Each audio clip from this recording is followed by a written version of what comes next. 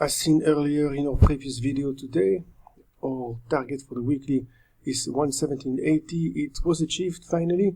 Our expert advisor robot on MT4 gave us 117.79 as a target, and the signal was sent automatically to your phone, as well as a trade was copied to your account, dim or real.